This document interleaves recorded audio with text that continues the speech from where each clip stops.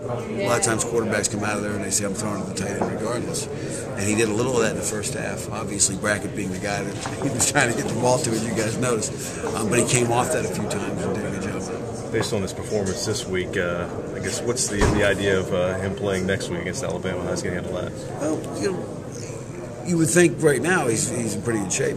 But, we got to practice and see what happens with practice the next couple of days and be fair to all three guys who are involved in this thing and go from there. And after this game, I mean, obviously confidence in him going and naming him the starter, but even more confidence with a good performance like today?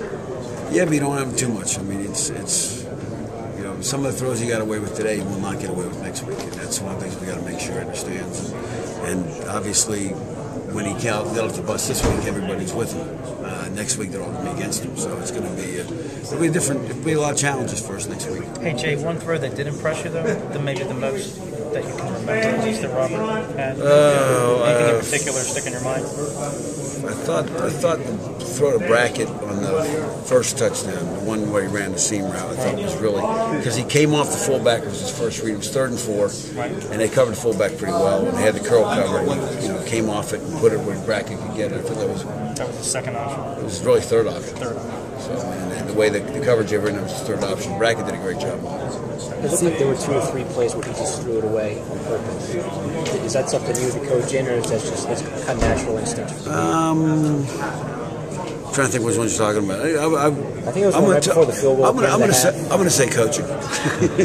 I mean, or was it? He was trying to get it to him, and then he said it kind of floated on me, but I wanted to put it in the end zone so that if he got the thing we told him was to just make sure we don't get caught in bounds with a second to go, because we may not be able to get the spike and get the field goal off because we had no timeouts left. So he said, I want to make sure it got to the end zone. So it was partly trying to get it where we could get. But if you're going to miss the right miss. Do too many freshmen think that way at this point? Well, we kind of told him right before the play. So, I mean, he had that kind of fresh in his mind to make sure that we didn't get caught in bounds with the ball and lose the shot at 3 points. Wagner did a great job kind of keeping us afloat in the first half. Was the Brackett matchup something you guys tried to exploit, or were you surprised that he kept going? Brackett has had a phenomenal camp, fall camp, so we knew he was going to get a lot of touches. And he's a tough matchup because he's so tall and he's 240-something pounds, and he works pretty well in the tight spaces where he was today. How many of his catches do you think he was the first read today? Oh, geez, I don't know. That's like the last question of the SAT that involves sines and cosines in the math section. So I'm not even sure. Some of them were, some of them weren't. Probably 50-50. That's just a guess. But is it good that he can have a sort of a comfort level with at least one guy, if not all? Oh, I think he's got a pretty good comfort level with most of the guys right now. So we'll see. How did he establish that so quickly? Well, they threw all summer. He got here May 16th, and they were throwing May 17th. So they threw together all the time, and the wideouts were getting him out there. And after he got here for a couple of days, they knew he was going to be in the mix, so they kept. And all of them worked. They all worked really hard at it, and that's the tough thing about making. When you get in this situation, you got a lot of guys that worked hard, that are good kids, that have talent.